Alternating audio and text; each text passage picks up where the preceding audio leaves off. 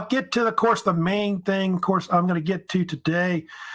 I'm going to talk about the Old Kingdom of ancient Egypt. I'll mostly kind of go into like the third and fourth dynasties the most, which were the really most famous they had of that particular historical period of Egypt, which you know is nicknamed the Age of Pyramids because of the construction of these massive tombs that Egypt built for all their pharaohs to put their mummies in. So yeah, we'll kind of talk about that today, about the pyramids being constructed. I guess some theories about how they were built, etc. Also, if you have any comments, questions during the live stream, let me know. Of course, you can always leave me comments either on my channel or also in Canvas discussions, also online on the internet. It looks like I've got a few others. Looks like Alex is joining us late also as well. So, yeah, Egypt itself, goes back, like I told you before in that previous lecture, several thousand years. But the Old Kingdom it starts in the would be like the late Bronze Age is when it really takes off. And here you kind of see an image, of course, of the Giza pyramids with the Great Sphinx, of course, sitting right in front of it. We'll talk about the Sphinx, of course, later as well. But Egypt itself had, I'll kind of talk about the different dynasties that really made it up. It had like a total of kind of a period. You can by the way, see the different kingdoms we've already talked about before: Old Kingdom, Middle Kingdom, and New Kingdom, which are the three major kingdoms of ancient Egypt. Of course, the one on the left you see there is the one we'll kind of talk about mostly today. They do have intermediate periods. I'll kind of talk off and on about those, also historical periods in ancient Egypt. Then you have all the later periods that come after the decline of the New Kingdom, of course, which is more into the Bronze Age. But more into the early Iron Age, but we're talking more about the Bronze Age, of course, with this particular lecture. But yeah, those are the different dynasties. Third, fourth, fifth, sixth dynasties are usually the ones that are included in what they call the Old Kingdom period, one of the three major kingdom periods of ancient Egypt. You can see it's a period of prosperity where the kingdom was unified as a major power, mostly based in the Nile River basin is where it's at. But you see there, the one thing that they're real known for, of course, in ancient Egypt during the Old Kingdom, of course, was the construction of a lot of burial grounds throughout Egypt. And one thing about the Egyptians built a lot of necropolis sites throughout Egypt where they buried their dead. I think these are the list of the main, necropolis sites that were well known in Egypt. Abydos, which I'll talk about first, is really considered to be the one site that was the oldest, that goes back something like 5,000 years ago when it was first started, that burial site, which is also a city as well. These cities of the dead, of course. Saqqara, of course, another site near Memphis, was where a lot of the kings of, I think starting around the third dynasty, started also burying pharaohs there. Midim, Dashur, those are necropolis sites that are kind of south of Cairo, like about 20, 30 miles to the south of the Delta. And then Giza, fourth dynasty necropolis site near Cairo, of course, was where they built the pyramids of Giza, like the Great Pyramid was constructed there. They do have the Valley of the Kings, which wasn't built till the New Kingdom. That's a necropolis site too, which was more famous for the 18th, 19th, and 20th dynasties, burying pharaohs there.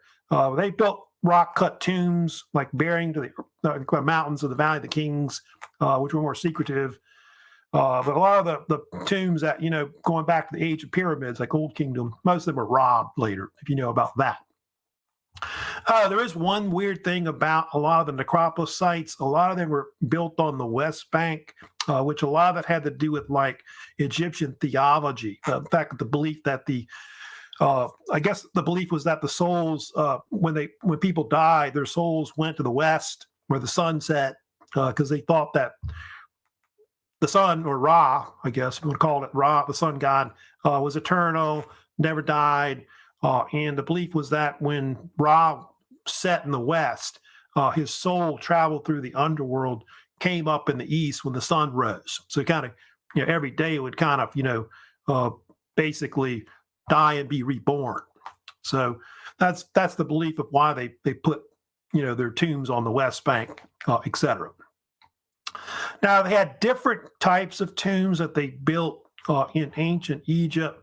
Of course, there's the site of Abydos. Abydos is famous for a lot of things, not just like some of the early tombs that were built there. Like supposedly, like the King Menaz or Narmer's tomb was found there at Abydos, but they found actually this thing called the put on the screen for you. It's called the Abydos King List. So that's not really that important of a deal, I guess you need to know about. But they found this list of kings that was supposedly written down by King Seti I, who was a king, pharaoh of the 19th dynasty. He was the father of Ramses the Great. And that list was kind of important because it kind of gave an entire list of all the major kings that they had of Egypt, at least up to the 19th dynasty. So it kind of gave us an idea of that. And so that's kind of why that's important with that site of Abydos. But it's the oldest Necropolis site really in Egypt. They had different types of tombs. You see here, they had what they call mastaba or mastaba. It's usually pronounced either way. And the mastaba was a type of mud brick, flat-roofed, rectangular type tomb that was mostly built during the pre-dynastic period, like going back to Menaz or Narmer's time, and then also built during the Old Kingdom. So they constructed these mud brick structures, which were built over a tomb that was actually underground, like the burial chamber was put underground, where you can see the shafts kind of going down into the earth. There's kind of another image right here. There's different translations of what the name means. Mastaba is more of an Arabic term, which means some will say stone bench, I think is a name that they'll use. Yeah, stone bench. Or some people say mud bench also as well, or just bench. As I think the theory about that is that it looked like something you could sit on, like a bench, but then made of stone or really mud brick. That's what it was made of. Looks like stone, I guess. And then they had a hieroglyphic name they had too that the Egyptians called it, which was Perzet, I guess how you would say it in hieroglyphs, which means either house of eternity, or you could say it also reversed, I guess, eternal house, where your mummy would be put in, so your soul could live on, I guess forever. And they put different things in it. You can see they would, like, over time the interiors became more ornate. Probably painted the ceilings and I guess especially the walls, and then they had put in like stuff with them, like food and drink and other things that they might need in the afterlife. But obviously, it had some kind of shaft that went down to where the actual main chamber was. They put this superstructure on top of it. There are different size, like mastabas. Like this one was called mastaba number 17, which was built at Midam, about 20-30 miles to the south of Cairo, constructed by the Third Dynasty. I don't think they know too much about it. They think it wasn't built really for a pharaoh, but for one of his maybe powerful ministers that was under one of the pharaohs. They think that's who it was built for. But that's an example of a large size mastaba, what they look like. And so you can kind of see that this is like the early evolution of like tomb building in Egypt. And it's kind of like a precursor to like pyramids, because, pyramids are eventually they're going to be stacking up stone, like a pyramid shape, step pyramid, or I guess what we call a smooth-sided pyramid later. But obviously, they use a lot of engineering and mathematics to build a lot of these structures. We'll see later. Here's another that's been kind of rebuilt in the Fourth Dynasty, Mastabat el-Pharaon, also at Dashur, another necropolis site about 20-30 miles south of Cairo, which means the bench of the pharaoh. That's what it translates. Of course, that's meaning. But they say that mastabas were built up to the New Kingdom, but they're rare. They don't build too many of those because most of the pharaohs of the New Kingdom bury themselves in like the Valley of the Kings and rock-cut tombs instead. Now, I want to move on. I want to talk about also the third dynasty, which really is the first major dynasty that comes in to what we call the Old Kingdom of Egypt. And there's King, pronounced Zoser, how they say it's spelled different ways. I think it's sometimes spelled Zesser or Zoser, and then you'll have a Z with it sometimes also as well. They think he may have been the second king of the third dynasty, reigning in the you can see it 27th century BC is the time period we're talking about. And that statue on the left there is a statue of King Zoser. They think I think the oldest statue of any pharaoh of Egypt they've ever found. He does have different names. Netrikit, I believe, is his other name he goes by, which I think that's one of the Egyptian names. I think it was called also as well. But what he's very famous for, he constructed the first actual real pyramid in Egypt, which was, by the way, built at a necropolis site called Saqqara, which was part of the, I guess, royal burial complex of basically Memphis, like right to the west of it. And I've got images, of course, showing the statue of Zoser right there with the step pyramid of Zoser, which was a six-step pyramid that he constructed, which I think there was a theory that it was actually built as a mastaba, but it was really eventually converted into a step pyramid. The original height of the pyramid, they think, was about 205 feet tall, which if you want the meters, about 61, 62 meters. It's how tall they think originally it was. I think now it's kind of shorter, I think, maybe closer to like maybe 197 to 200 range. But the sides are kind of rectangular in shape. So 358 feet by about 397 feet. And it's famous for a lot of things. There's kind of an image of the man they think that built it. They think it was constructed by this man named Imhotep, you may have heard of, who Imhotep was a chancellor, like a powerful minister that was under King Zoser. They think he was also some type of high priest who was a polymath that knew things like math and engineering. He also knew medicine. I think there's a theory that Imhotep was one of the fathers of Egyptian medicine, because he was later deified, as a god of medicine in later Egypt. They made movies about him, Imhotep. I don't know if you ever, I don't know if you've seen the movie The Mummy. I think there's been several mummy movies I think have been made, but I know they took the character of Imhotep, who was a real person. They made him into this character into a movie. Imhotep, who's this evil priest and all that, trying to resurrect the mummy and all that. But they think he was a powerful minister that was really the brains behind the construction of this particular temple. You see there, it is the oldest stone building in the world. They do think it still is today. So you can see it dates back, thousands of years. And they have since restored it. It's been kind of, I want to say in 2020, they reconstructed a little, kind of rebuilding it a little bit on the outside. And here's kind of what it looks like now, after they kind of fixed it up a few years ago. It does include some, and here's kind of like, I'll show you like real quick here, just kind of an outline of Zoser's pyramid here. So yeah, one thing about it, the burial chamber was put underground. I think that there's actually a main burial shaft that goes down about 80, 90 feet. So they probably constructed that first as they were building the superstructure above it.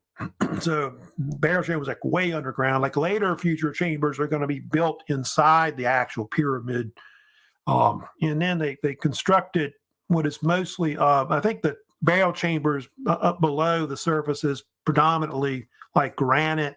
Outside of the pyramid, it's mostly limestone also as well. So they use limestone and granite for most of the construction of the actual pyramid. So they do think it was maybe started out as a mastaba and then it was converted into a pyramid. It does include like a hall of columns. It's like kind of like probably a mortuary temple that was kind of added onto it as well, where they could bring the body of, I guess, Zoser to be mummified on site before they put him in the actual pyramid. Is too. So that was the first, real pyramid constructed in Egypt. Over time, they're going to go from like step pyramids, which is what that is, to like a smooth-sided pyramid over time. So between the third and the fourth dynasties, they'll eventually, of course, do that. Now, here, of course, is the other pharaoh that's kind of famous, which is King Sneferu, who's a fourth dynasty pharaoh who is really considered the pharaoh that really builds the first true pyramids in ancient Egypt. He lived between the 27th and the 26th centuries. He's kind of known for being the father of King Khufu, or Cheops, who, if you know about this, later built the Great Pyramid, the most famous pyramid constructed in ancient Egypt. And one thing about his reign, he's well known for constructing multiple pyramids, which you can see below, which were built at two different sites, one called Midim and another site called Dashur, which both are about 20, 30 miles to the south of Cairo. And I'll kind of go through and talk about some of these pyramids that he was famous for constructing. Here, of course, are the three he built right there. Again, Midim Pyramid, top left, of course, which I'll get to in a second. There's kind of a debate about whether he built it or not. Then the one on the right top is the Bent Pyramid. And then the one on the bottom is the Red Pyramid, which the Red Pyramid is more famous of the three. That, of course, particular pyramid is really considered the first true pyramid, especially smooth-sided pyramid that was really constructed. Here, of course, is the Midim Pyramid right here. They think there's kind of debate about it today, but they think it may have actually been built at the end of the third time. There was actually this pharaoh named Huni. They think that may have actually constructed it. And they believe that, I guess what could have happened was that King Sneferu came behind and decided to use it as his tomb, but they think what happened was it collapsed, or at least partially collapsed. And they think the original height of this particular pyramid was maybe around 300 feet tall, but they think now, because of the collapse of it, or partial collapse of it really, it's about maybe 213 feet. So I don't know if that's really important, the height and all that, but it's kind of debate about what kind of pyramid it was. It may have been going to be a smooth-sided pyramid or a step pyramid, but you can see it's mostly collapsed with some debris around it. Now, of course, the pyramid that's some of the ones that are more famous that he constructed is the Bent Pyramid, which is also known as the South Pyramid. It's got different names that they called it. I know the hieroglyphic name they call the pyramid sometimes is the Southern Shining Pyramid. It's been called sometimes. Or Sneferu is shining in the south, I think, is another translation of the hieroglyphs of what it meant. But in modern times, they started calling it another name, which is Bent Pyramid. And you can see the part of why that pyramid was nicknamed that, because it has a bent shape to it, which it did. And that pyramid, its original height was built to about 344 feet tall. Current height, they think now, is more like 332 feet. But you can see one thing about these pyramids, which is very interesting about them, was that each sides were pretty much equal. So about 619 feet on each side was about the length of each side right there. So a lot of pyramids were square on the base, and then, pretty much a three-dimensional object, which pyramids, of course, were. It's called bent because it has like two different inclinations to the slope. So the bottom slope of the pyramid was built to like a 54-degree angle. And then the top part, you kind of see halfway up, it kind of changes the angle on it, about 43 degrees. And so that's what gave it its nickname. Now, why they did that, there's been a lot of debates about it. They're not really sure, like why the bent pyramid was constructed in that fashion. They think it may have been done on purpose, like built in that fashion. But another theory, I think the main theory that's more popular, is that they were constructing at a 54-degree angle and realized that that wouldn't work, building the pyramid. So halfway up, they changed the angle on it. So a lot of pyramids later are more like in the 40, 50-degree slope range. It's about where they were. I think 51 degrees is the Great Pyramid or something like that, the slope on it. Here, of course, is another image. You can see, by the way, one thing that's very famous about the bent pyramid. It was the first pyramid that starts to be smooth-sided. It's got smooth sides on it. And what they would do, they would take more expensive white limestone casings. They put like a facing on it. That's what they would do. They would sand it down so it's like real polished and shiny. And that would go on the outside of the pyramids, because the theory about the pyramids later was that they were all white looking. But since, ancient times, they've been stripped off, a lot of them. But you can see an example of, what the pyramids may have looked like a long time ago. You'll also see it with the Pyramid of Khafre, with the Giza pyramids. Then you got the Red Pyramid. The Red Pyramid is considered to be the first true smooth-sided pyramid that was constructed. So they were successful with this pyramid. That ends up being the tomb of King Sneferu. That's where they would bury him in the tomb. It is called sometimes the North Pyramid because it's located north of the other South Bent Pyramid, hence the different names being used. And it was built in the 26th century BC. So 2500 something BC is when it was constructed, over 4500, maybe 4500 something years ago. And that's the original height of the Red Pyramid, about 344, 45 feet. It's usually about where they think the height was built to. But since then, it's kind of been stripped off because they took the capstone off of it. And of course, now it's a little shorter than what it was. But you can see that the actual length of each side is about the same, 722 feet on each side, like I said. Why do they call it the Red Pyramid? Well, a long time ago, they had put the white limestone facings on it, so it looked white looking. So they knew about the color and all that. But what happened was apparently the Egyptians, when they constructed the Red Pyramid, they used local limestone quarries, which had like a reddish limestone, and so that's what gave it its color. But most of the limestone in Egypt that they used to build most of the pyramids was carved out of quarries near a place called Tura, which is kind of like south of Cairo, just south of it, a few miles. That's where they got most of their limestone and I guess their granite or whatever. And that's kind of one of the unique things of why it's called the Red Pyramid. But yeah, it got stripped off, and so that's the reason. You can see like the debris around it too. That image, of course, right here. There's another thing about it too. They do sometimes call it the Bat Cave. I don't know if you heard this before, but there's a lot of bats that live in it, and so hence locals sometimes call it that also as well.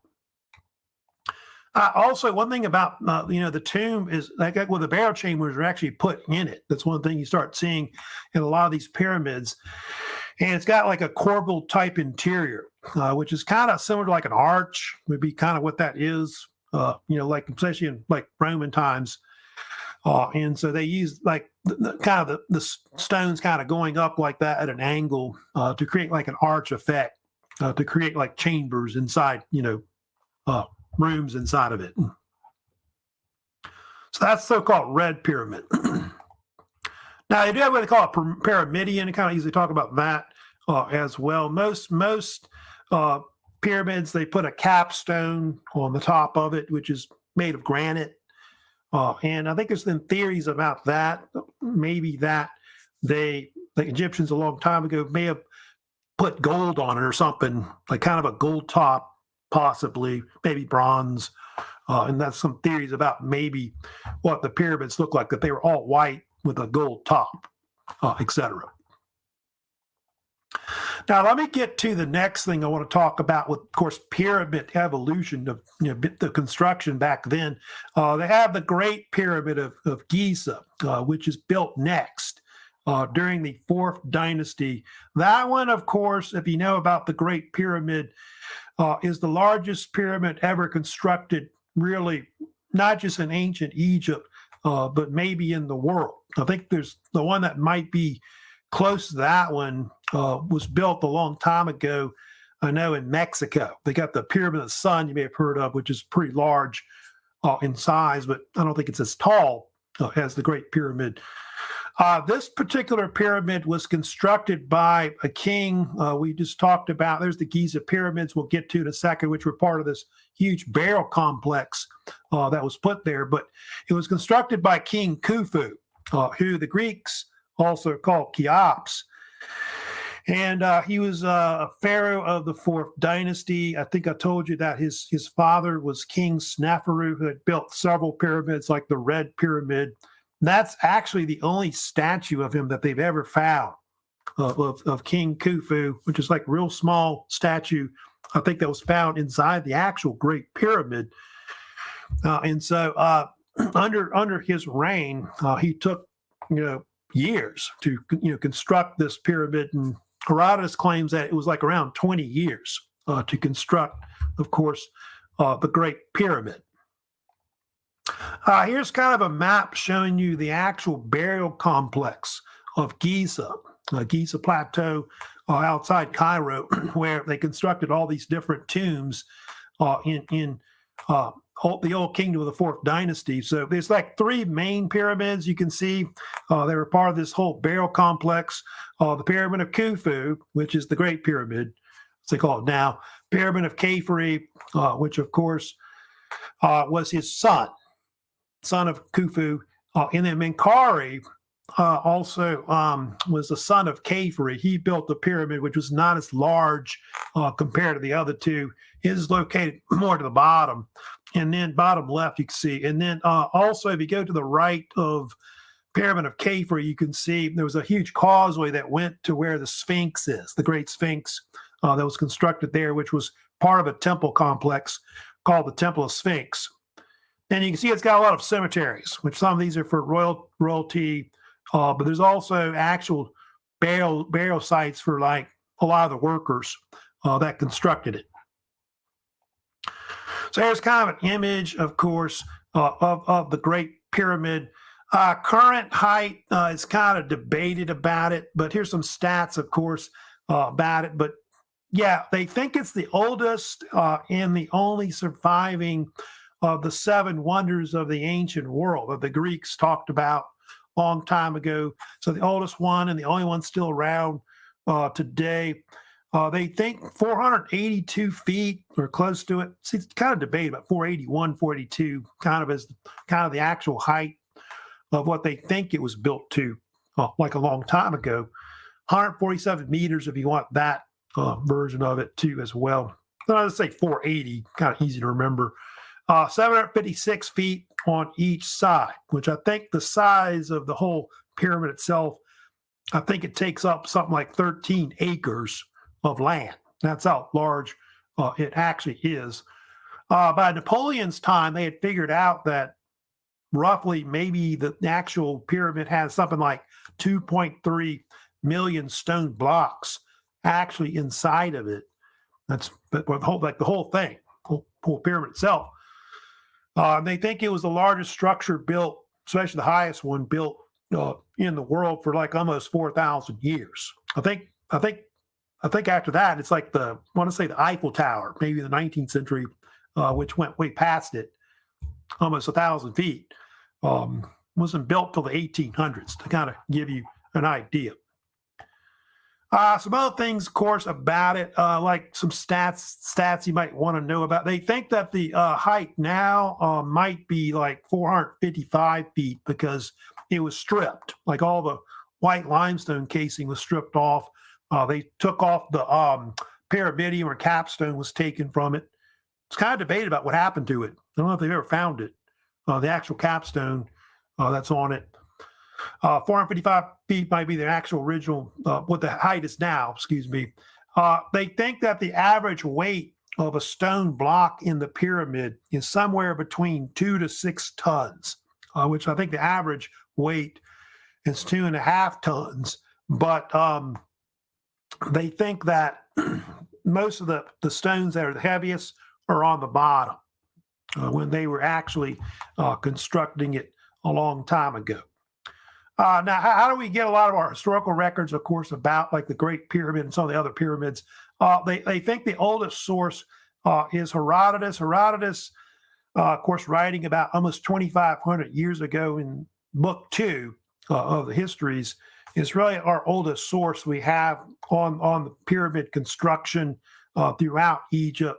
He had different theories on how the pyramids were constructed. First of all, he said that a lot of the pharaohs that reigned, like King Khufu and also King Khafre, were despots, that they used like slave labor to construct the pyramids. I think maybe up to 100,000 slaves may have been used.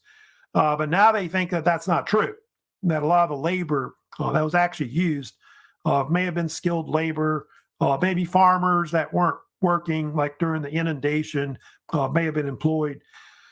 They also paid them, I think, like food and things like that. I think they may have paid them that way instead of actual wages.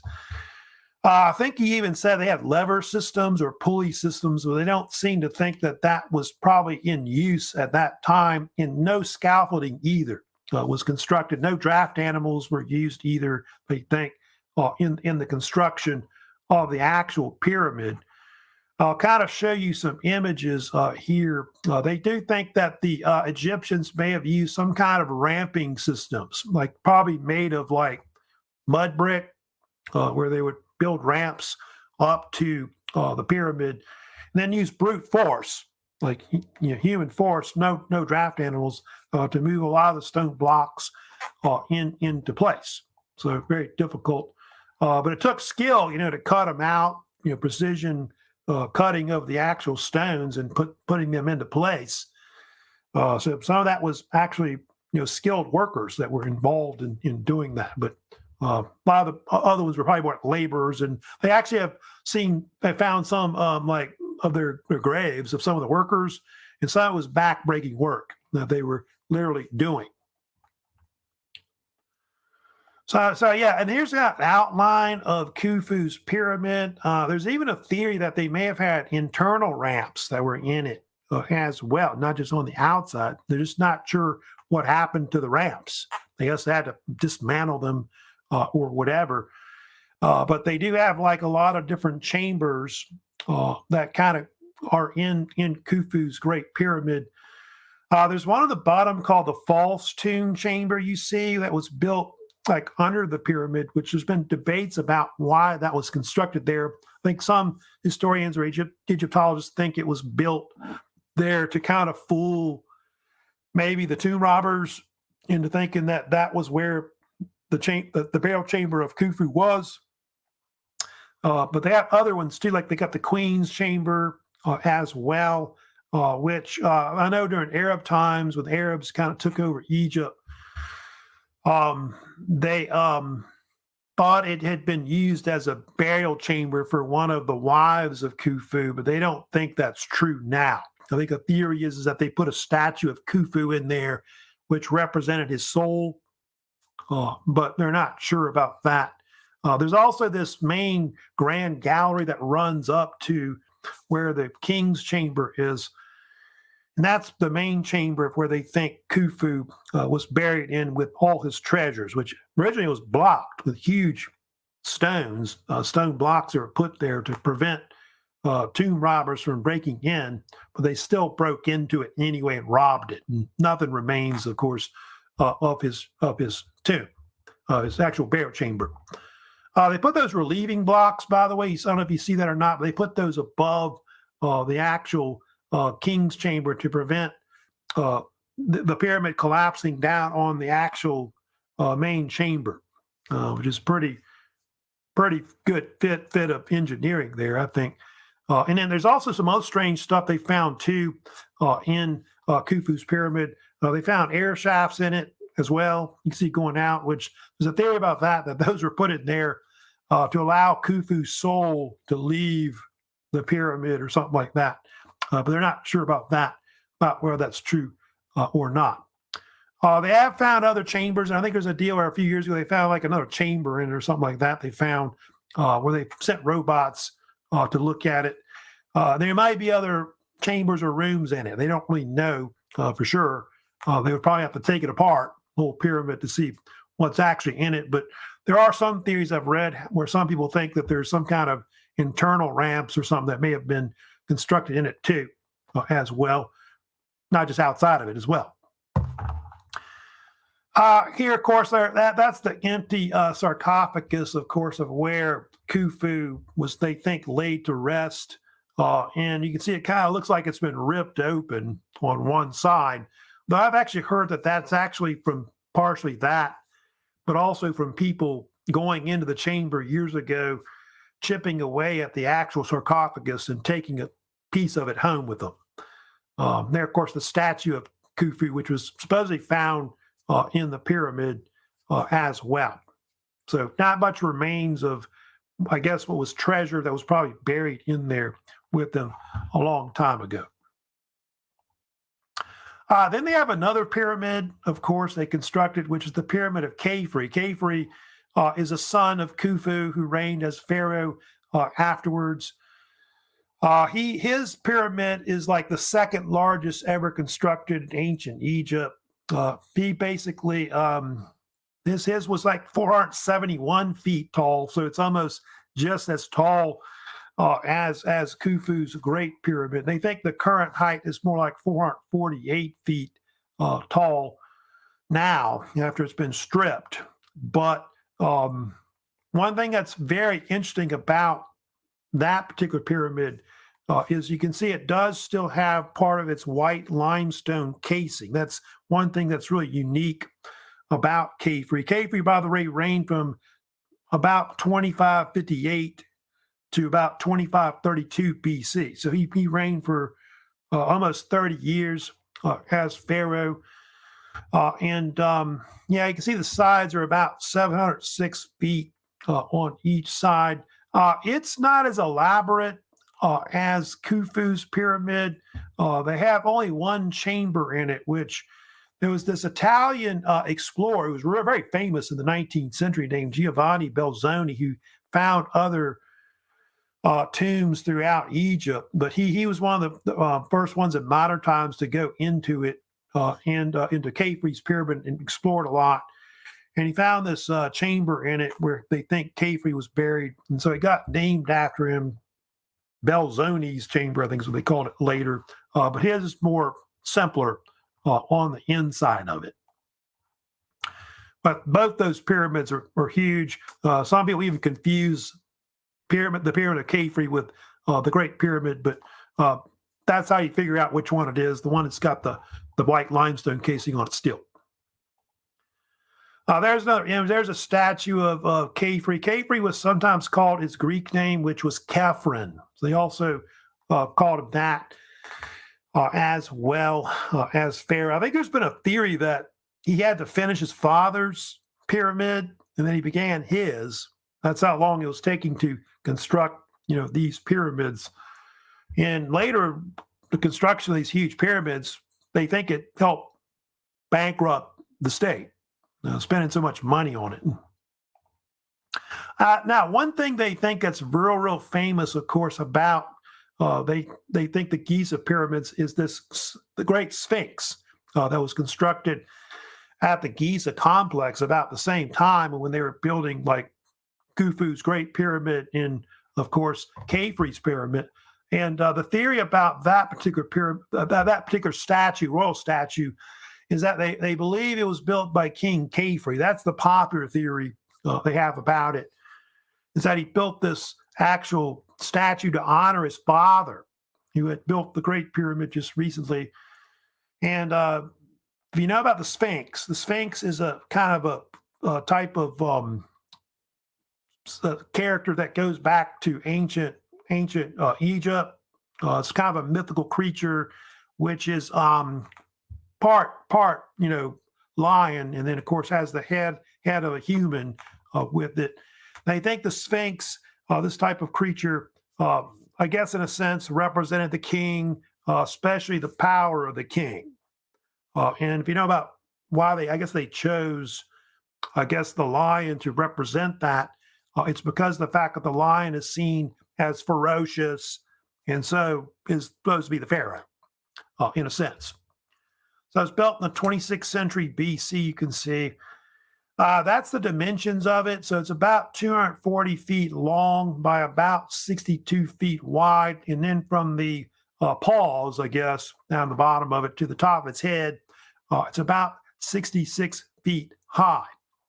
Of course, it's called different names. The Sphinx, the Great Sphinx, I think, is the common name that they usually call it today in Egypt. It has been buried multiple times, which is true about that.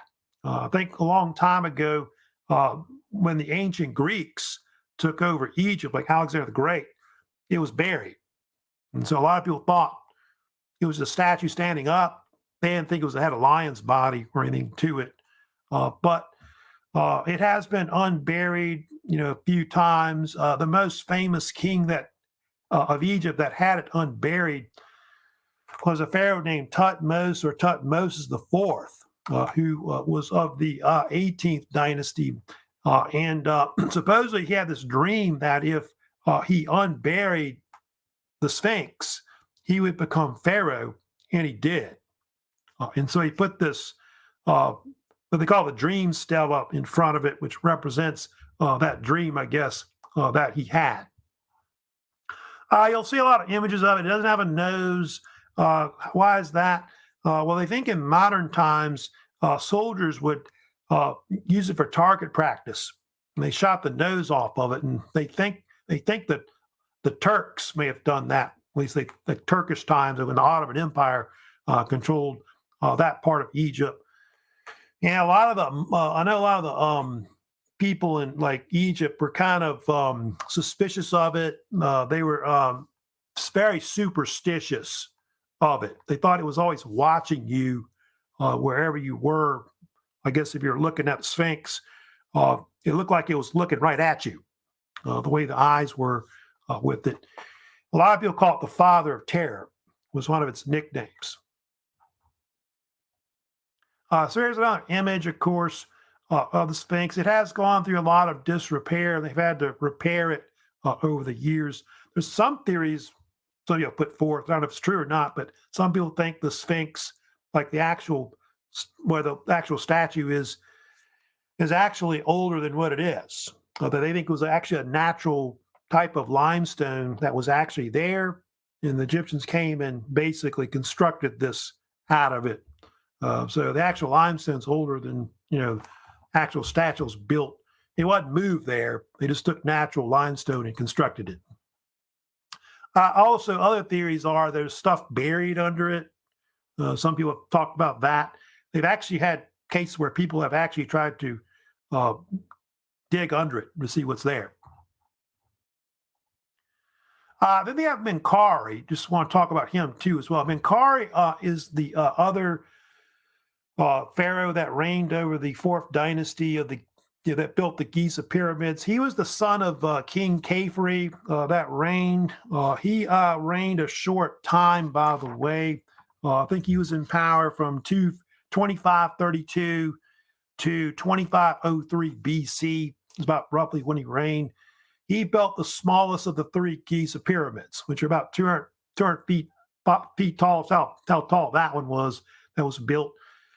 Why was it built so small? Obviously, one theory is that economically they couldn't build larger pyramids anymore because they had spent so much money building the Great Pyramid and the Pyramid of Khafre.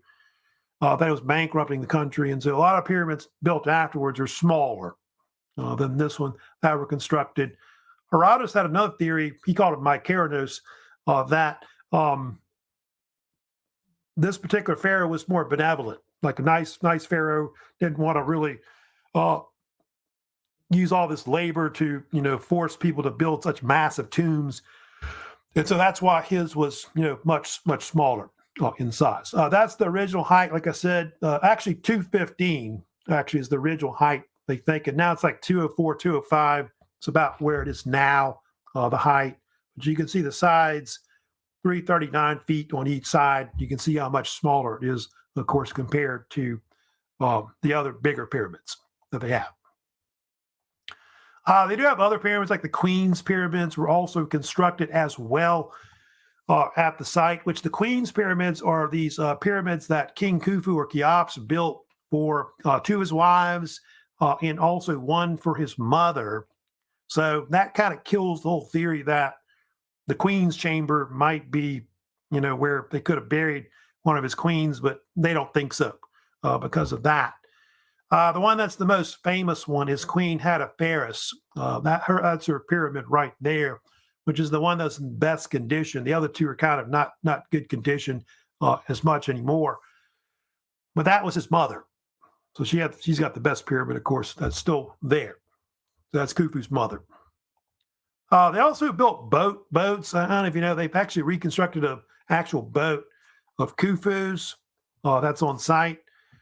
So these were constructed out of like wood, papyrus, and the actual pharaohs actually believed that they would need these in the next world, like in the underworld. They'd be, I guess, taking a celestial voyage, that kind of thing.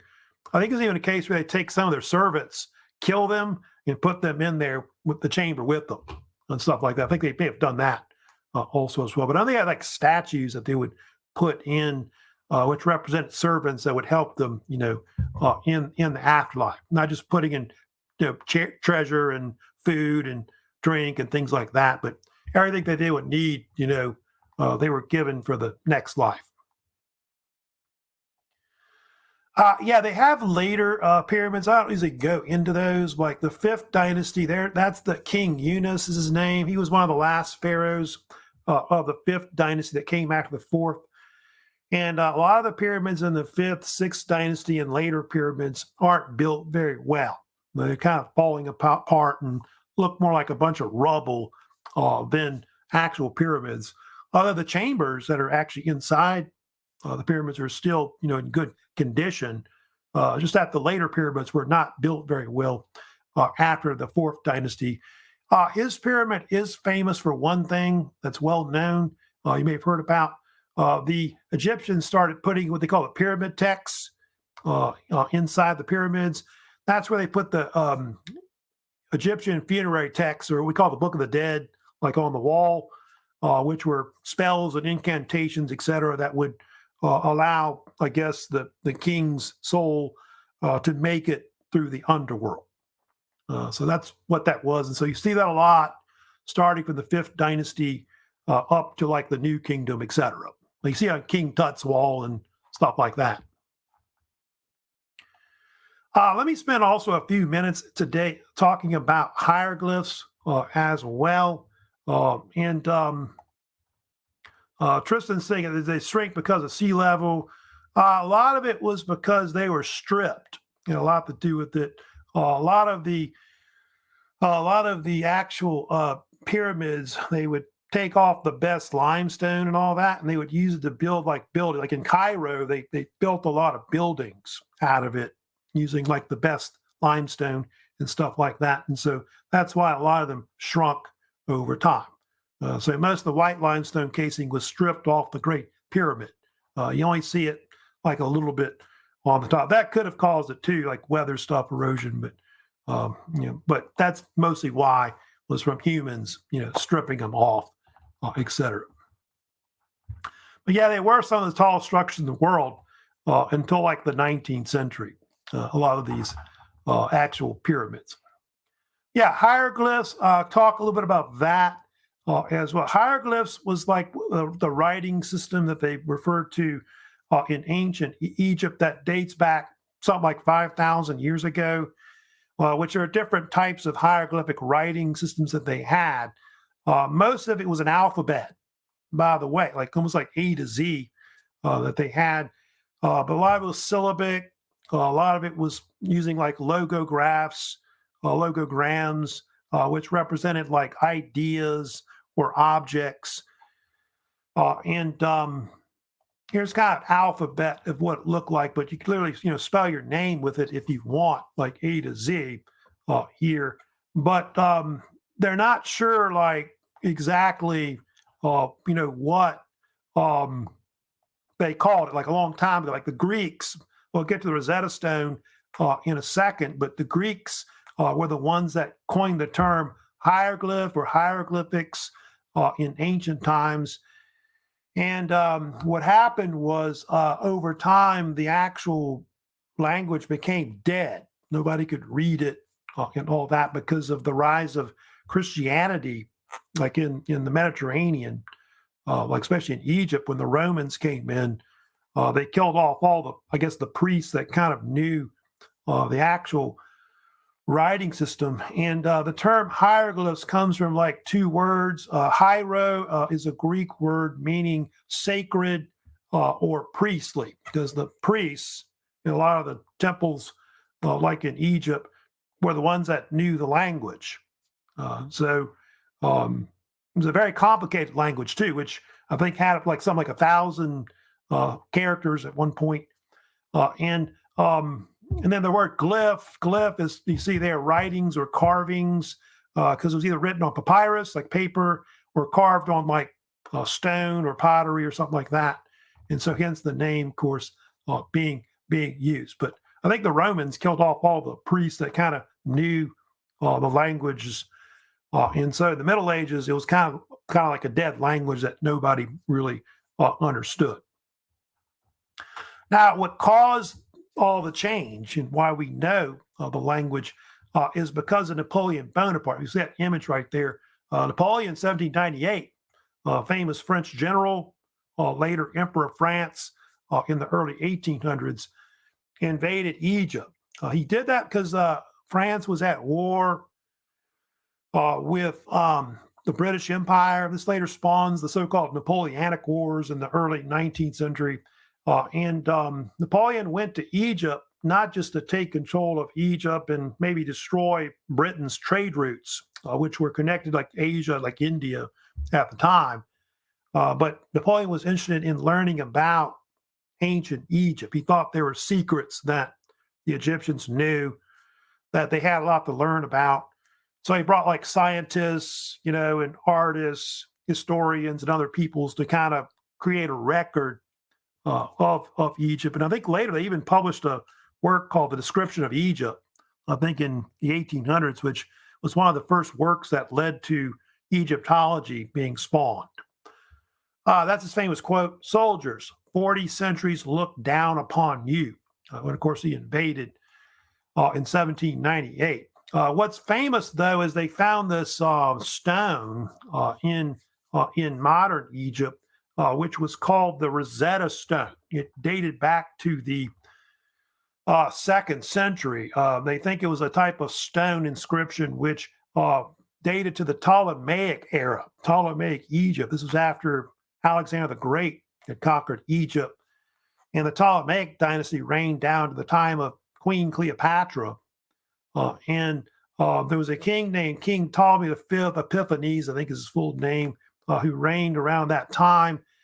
And they evidently they had this stone that had an inscription on it, which talked about his coronation. And so that's kind of why we know something about the language later, because it ends up being this decipher key in being able to decipher it. And there was actually a soldier that found it. I kind of mentioned him. His name was Pierre-Francois Bouchard. He was a French engineer in Napoleon's army, and he found it in a fort in Rosetta. Rosetta, I told you, was a small town that was in the Delta, and it was in a fort. It was called Fort Julian. And that's where they found it. It was found on the wall, the actual fort. He pulled it out, and Bouchard realized that it was an important artifact that he had discovered. So the French later got a copy of it. And if you look at this image right here, there's the Rosetta Stone on the left. It's pretty heavy. I think they say it weighs about, I want to say, about 1,000 pounds. So it's not like you're going to be able to carry it away or anything like that. Apparently, the man on the right, Jean-Francois Champollion, he was actually this French language expert that got a copy of it, a copy of the Rosetta Stone, and he began translating it, which I think he finished it, I want to say, in 1822. He was the first one to actually read the Rosetta Stone and decipher the language. And Champollion realized that hieroglyphs was like an alphabet, kind of a complicated one compared to later alphabets, but it's something that was kind of earth-shattering to a lot of people. I think he even passed out when he figured it out the way. But it ends up changing everything because then they could read all the different hieroglyphs, that's in Egypt in modern times. Those were all the languages that were on it. The one at the top was hieroglyphs, like traditional hieroglyphs that they wrote it in first. And then the second one in the middle was called Demotic. If you know about hieroglyphs, they had cursive forms, by the way, which I'll kind of list them here for you. But the different ones, the cursive forms of hieroglyphs were hieratic. So I think I want to say dates back to at least the New Kingdom. And then Demotic was also used as well as another language. And I think Demotic was more for the common people, was what they wrote it. And then on the bottom, they wrote it in Greek also as well, because that's the language that Alexander the Great brought in, when the Macedonians took over Egypt and created the Ptolemaic dynasty, etc. But yeah, it's kind of controversial if you know about it. It's now in the British Museum in London. I think in 1801, the British got it because they had defeated Napoleon forces in Egypt. Napoleon fled back to France. And I think from there on, between the 19th and 20th centuries, the British kind of have a lot of control over Egypt, modern Egypt. And yeah, there it is where it resides. Of course, now in the British Museum. So that is kind of a controversial. A lot of the Egyptians, like in Republic of Egypt, want it back and all that. The interesting story about, by the way, the Rosetta Stone. How was Champollion able to translate it? Champollion knew something called Coptic. You know about this? Coptic was like a form of Egyptian hieroglyphs that used Greek, which was used by a lot of Egyptian Christians in Egypt. And that's how they were able to translate it, using Coptic. I think without that knowledge, they wouldn't have been able to translate it. So that's something interesting about, of course, the Rosetta Stone. So yeah, I'm going to get to it later. You can see here, we'll kind of like next week, I'll move on. I will, for a few minutes, talk about the Middle Kingdom. I usually don't talk much about it because it's not that great, the Middle Kingdom, but I'll briefly talk about that historical period.